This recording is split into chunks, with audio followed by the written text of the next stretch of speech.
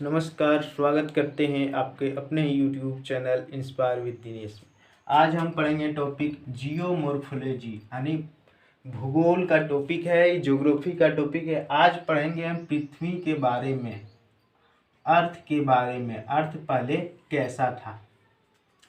तो सबसे पहले अगर आप लोगों के पास कोई मैप होगा, वर्ल्ड मैप, तो उसमें इस तरह एक फिगर बना होगा, इस तरह। ये है साउथ अफ्रीका, कुछ इस तरह बना होगा।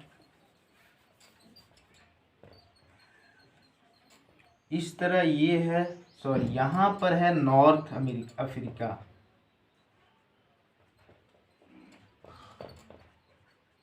North America.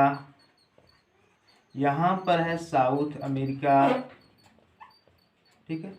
यहाँ पर बना हुआ है यूरोप प्लस एशिया, यूरोप यहाँ पर बना है इस तरह, एशिया यहाँ पर इस तरह बना हुआ है अफ्रीका, और यहाँ इस तरह बना हुआ है इंडिया, ठीक है। इस तरह बना हुआ है, इस तरह 5 प्लेट बना हुआ है। वर्ल्ड मैप होगा अगर तो उसमें इसी प्रकार बना हुआ है। तो हमारे देश के जो साइंटिस्ट थे, हमारे देश के जो वैज्ञानिक थे, उन्होंने दिमाग लगाया कि कहीं ना कहीं अगर नॉर्थ अफ्रीका को इधर थोड़ा धकेलें, साउथ अमेरिका को इधर थोड़ा धकेलें और अफ्रीका को इधर धकेलें, यूरोप और एशिया को इधर धकेलें और इंडिया को अगर इधर धकेलें, तो कहीं ना कहीं अगर ये सब 5 प्लेट मिला दें तो क्या ये गोल जैसा नहीं बन रहा है? गोल जैसा बन रहा है ना। अगर सब प्लेट को चारों तरफ से अगर धकेलें तो ये गोल जैसा बन रहा है, क्या नहीं? तो हमारे देश के जो वैज्ञानिक थे उनमें से एक थे अल्फ्रेड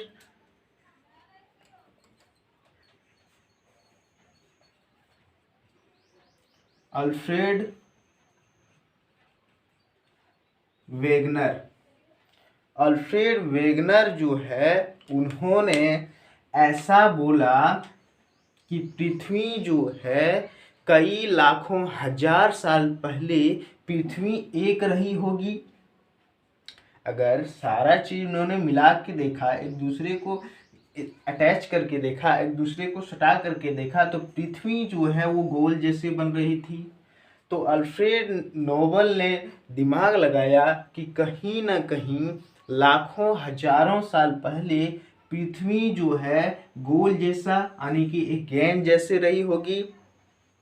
तो अब बात करेंगे हम उसके बाद जब उन्होंने स्टडी करना प्रारंभ किया, जब अल्फ्रेड वेगनर ने जब स्टडी कर रहा था, तब उन्होंने देखा कि कोयले का जो अवशेष है बहुत पुराना, लाखों हजारों साल पहले कोयले का जो रॉ वेस्ट मटेरियल है वो मिलता है अंटार्कटिक और आर्कटिक क्षेत्र में, यानी कि बर्फीला स्थान में। बर्फीला स्थान में कोयले का मिलना ये तो बहुत आश्चर्यजनक बात है।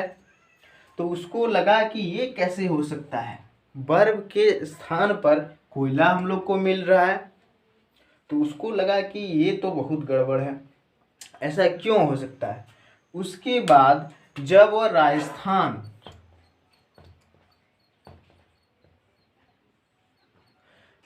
राजस्थान के एरिया में स्टडी करने गए, तो वहां पे देखा राजस्थान यानी कि मरुस्थलीय क्षेत्र, यानी मरुस्थली में देखा बर्फ का टुकड़ा उसे मिला,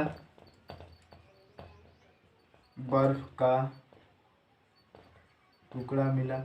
ये भी देखा कि अगर मरुस्थलीय क्षेत्र में बर्फ का टुकड़ा कैसे हो सकता है। तो यहाँ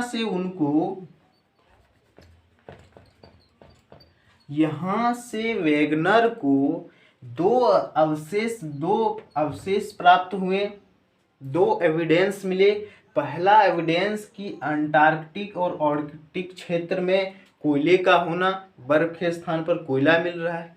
दूसरा उनको प्राप्त हुआ कि राजस्थान के क्षेत्र में बर्फ का होना, यानी जहाँ की गर्मी ही गर्मी है, वहाँ मरुस्थल ही मरुस्थल है, वहाँ बर्फ का होना। 2 एविडेंस मिले।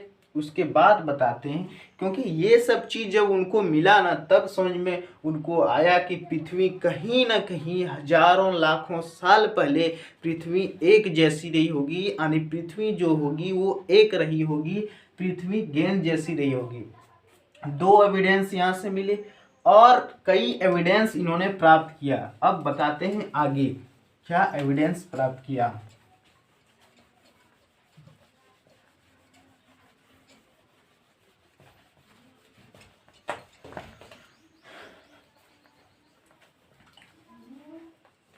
फिर से एक प्लेट बनाते हैं। इस तरह क्या था, नॉर्थ अमेरिका यहाँ पर है, साउथ यहाँ पर है साउथ अमेरिका, और यहाँ इस तरह कुछ बना हुआ है, यूरोप यहाँ पर है, एशिया, और यहाँ पर है अफ्रीका, कुछ इस तरह।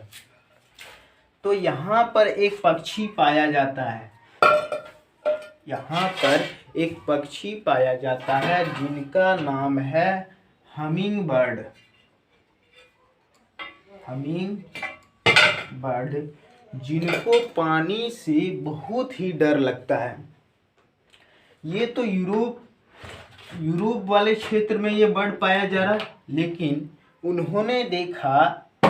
मतलब वेगनर ने देखा इनके जो हड्डियों के अवशेष, हमिंग बर्ड के पक्षी जो था उनके हड्डियों के अवशेष उनको कहाँ पे मिल रहा है, नॉर्थ अमेरिका में मिल रहा है। ये भी उसको समझ में नहीं आ रहा था कि पक्षी पाया जा रहा है यूरोप में और इसके हड्डियों के अवशेष आखिर नॉर्थ अमेरिका में क्यों मिल रहा है। ये भी एक बात थी।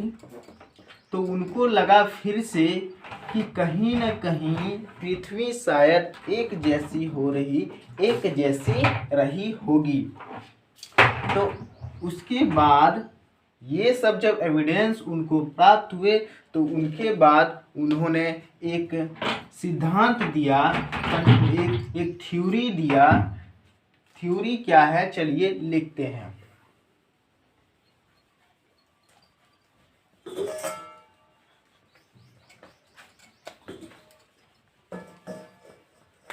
थ्योरी दिया वेगनर ने Continental drift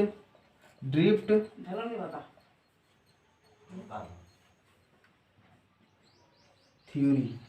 Continental drift theory मतलब महाद्वीपीय सिद्धांत, ये थ्योरी दिया। उसके बाद उन्होंने कहा पृथ्वी जो है एक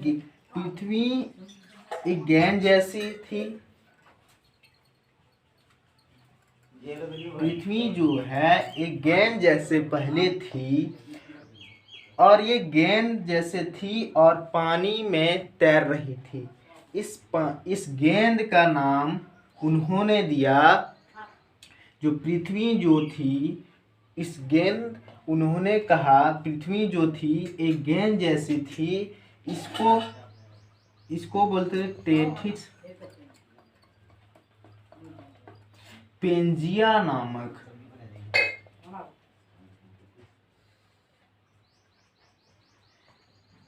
उन्होंने कहा कई लाखों हजारों साल पहले पेंजिया नामक एक गेंद थी जो एक पानी में तैर रही थी, एक सागर में तैर रही थी। ठीक है। उसके बाद ये कब कब का बात कर रहा है वेगनर? वेगनर ने कार्बोनीफेरस, उन्होंने कहा कार्बोनीफेरस काल में पृथ्वी जो थी एक गेंद जैसी थी और गेंद का नाम उन्होंने दिया पेंजिया। पेंजिया जो है एक सागर में तैर रही थी। उसके बाद फोर्स लगा, ग्रेविटेशनल फोर्स, बायन फोर्स, उसके बाद 3 फोर्स लगा, गुरुत्वीय बल, ज्वारीय बल और उत्प्लावन बल। 3 फोर्स लगने के कारण एक गेंद जो है वो 2 टुकड़े में विभाजित हो गई। चलिए देखते हैं कैसे विभाजित हुआ, 2 टुकड़ा में हुआ, कौन कौन हुआ।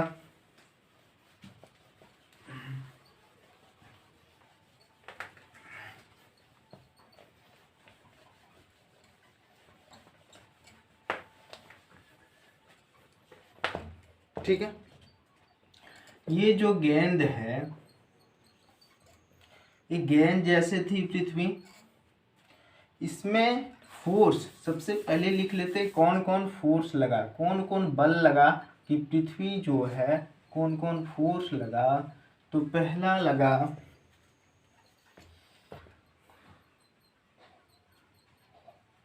गुरुत्वीय बल यानी कि ग्रेविटेशनल फोर्स, उसके बाद ज्वारीय फोर्स यानी कि टाइडल बल, उसके बाद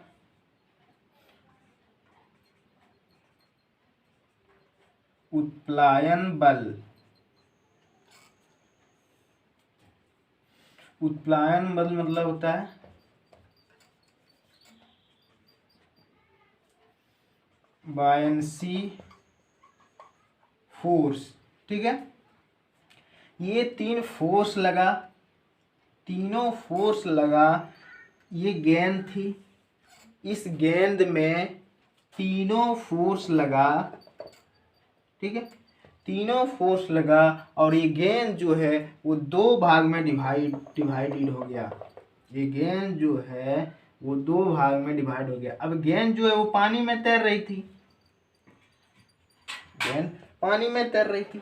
अब जब तीनों फोर्स लगा, गुरुत्वीय बल, ज्वारीय बल और उत्प्लावन बल लगा, इस गेंद में तीनों फोर्स लगा, तब ये गेंद जो है वो 2 भागों में डिवाइडेड हो गया। पहला भाग को कहते हैं गोंडवाना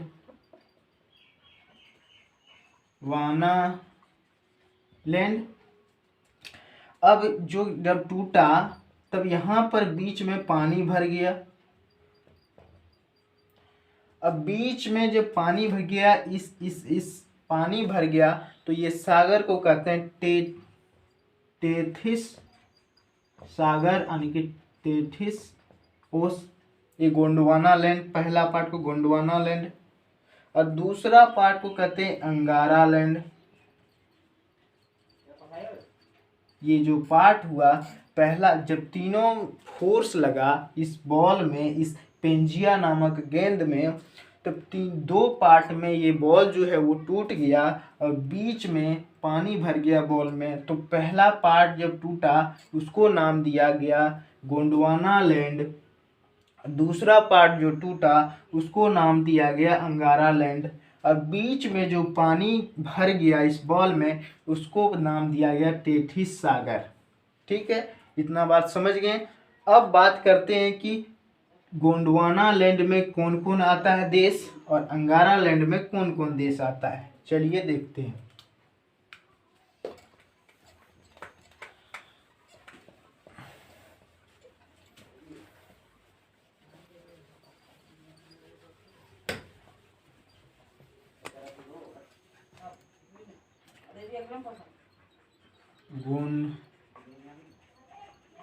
गोंडवाना लैंड में कौन कौन आता है। इंडिया जो है हम लोग का, भारत, वो गोंडवाना लैंड का पार्ट है।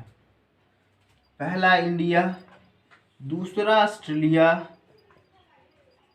तीसरा अफ्रीका, ये सब जितना भी है वो गोंडवाना लैंड का पार्ट है। अब बात करें अंगारा लैंड का, तो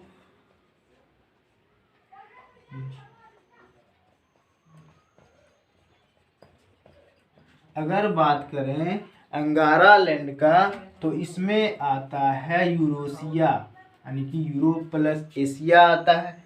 दूसरा आता है ग्रीनलैंड। तीसरा आता है